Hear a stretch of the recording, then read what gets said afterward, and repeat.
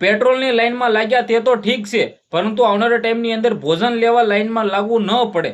કારણ કે યુદ્ધના કારણે અત્યારે જે ભારત દેશની અંદર સ્થિતિ જોવા મળી રહી છે, જે આ મિત્રો વાત કીધો 20 જેટલા દેશોની અંદર લોકડાઉન જેવો માહોલ બની ગયો છે અને લોકડાઉન લાગી ગયું છે એવું કહે તો પણ ખોટું નથી. શું હવે આવશે ભારતનો વારો? શું કોરોના કાળ જેવો માહોલ ફરી વખત ભારતની અંદર થવા જઈ રહ્યો છે? જે આ મિત્રો વાત કીધો યુદ્ધના કારણે અત્યારે જે ગુજરાતની અંદર ભારત દેશની અંદરની આખી દુનિયાની અંદર જે માહોલ જોવા મળી રહ્યો છે, એક બાજુ ગેસ પૂરા થઈ ગયા છે, એક બાજુ પેટ્રોલ જે પૂરો થવાની અફવાઓને લઈને ક્યાંક ને ક્યાંક થોડી ઘણી તો હાસી હશે, પરંતુ જે રીતે હજી 75 દિવસ સુધી હાલે એટલું આપણી પાસે તો પેટ્રોલ છે, પરંતુ જો આ યુદ્ધ લાંબુ ખેંચાશે તો શું થશે? પાકિસ્તાન જેવા દેશ ઓલરેડી ભૂખમરો ચાલે છે, બાંગ્લાદેશ જેવા દેશો અત્યારે ઓલરેડી ભૂખમરો ચાલે છે, તો આ યુદ્ધના કારણે તેનું તો હાવ તળિયા સાપડ થઈ જવું છે. કારણ કે તમે બધા લોકો જાણતા હશો કે ઈરાન, ઇઝરાયલ, અમેરિકા યુદ્ધના કારણે અત્યારે જે આખા દુનિયાની અંદર જે માહોલ જોવા મળી રહ્યો છે, હવે આપણા ભારત દેશની અંદર કેટલો સંકેતો જોવા મળવાના છે, જો ભારત દેશની અંદર પણ લોકડાઉન જેવો માહોલ થવા જઈ રહ્યો છે. નમસ્કાર મિત્રો, એક નવા વિડીયોમાં તમારું સ્વાગત છે. સૌપ્રથમ ચેનલમાં પહેલી વાર આવ્યો હોય તો વિડીયો શેર કરીને સબસ્ક્રાઇબ અવશ્ય કરી દેજો, જેથી હું તમારા સમક્ષ આવીને એવી જાણકારીઓ પહોંચાડતો રહું. તમે બધા લોકો વિડીયો જોવો છો, સબસ્ક્રાઇબ નથી કરતા, રાહ કોને જોવો છો? જલ્દીથી યુટ્યુબમાં જોતા હોય તો સબસ્ક્રાઇબ કરો અને ફેસબુકમાં જોતા હોય તો ફોલો કરી નાખજો.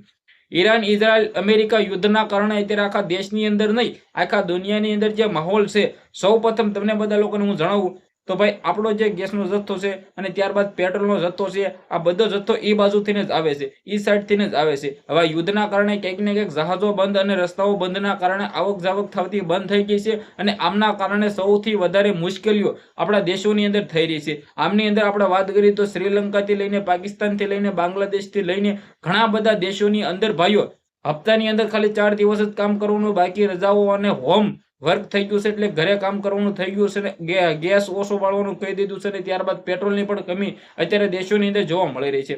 પરંતુ આપણા ભારત દેશની અંદર ઓલરેડી અત્યારે એટલી બધી કમી નથી, પરંતુ આ લોકડાઉન જેવો માહોલ તમને શા માટે કહું કે ભાઈ થોડો ઘણો જથ્થો ઓછો મળી રહ્યો છે, આમના કારણે આપણને આપણી જે જીવરિયાત છે એમની અંદર મુશ્કેલી થઈ શકે છે.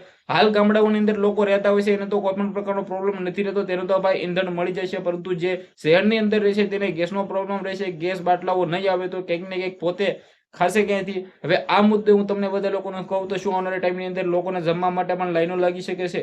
જે આ મિત્રો વાત કીધું યુદ્ધ આટલું બધું ખતરનાક છે કે દિવસે ને દિવસે વધી રહ્યું છે. આ યુદ્ધના કારણે આપણા પીએમ મોદી સાહેબ પણ હાલ ચર્ચામાં આવી ગયા છે, કારણ કે પીએમ મોદી સાહેબ પણ કહી દીધું છે કે ભાઈ જે રીતે કોરોના કાળની અંદર આપણે જે પસાર કર્યો હતો સમય, એવો સમય ફરી વખત પણ આવી શકે છે. બધા લોકો તૈયાર રહીજો, લોકડાઉન જેવો માહોલ પણ આવી શકે છે. શું ભવિષ્યની અંદર આવનારા ટાઈમની અંદર આ યુદ્ધ લાંબુ ખેંચાશે તો શું આપણા દેશની અંદર પણ લોકડાઉન જેવો માહોલ જોવા મળવાનો છે?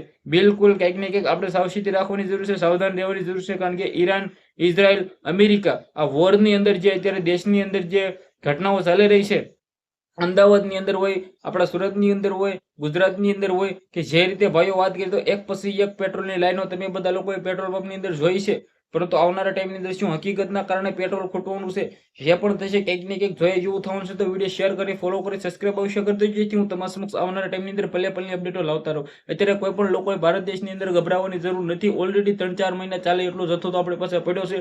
આ યુદ્ધ છે કંઈક ને કંઈક રોકાઈ જાય, બંધ થઈ જાય તો આપણા માટે સારું એવું કહેવાય. બાકી મંદીઓના કારણે ઓઇલ, તેલ બધું જ જરૂરિયાત આપણી વસ્તુઓ છે એ સાઈડથી આવે છે, તો કંઈક ને કંઈક એનો પ્રોબ્લેમ આપણને રહેવાનો છે. તેલનો ભાવ વધી શકે છે અને સ્ટોક માર્કેટ ગરી ગઈ છે, તમે બધા લોકો જોયું. તો આ બધું નુકસાની અત્યારે જે થઈ રહી છે આ યુદ્ધના કારણે થઈ રહી છે. ડાયમંડની અંદર મંદી આવી રહી છે.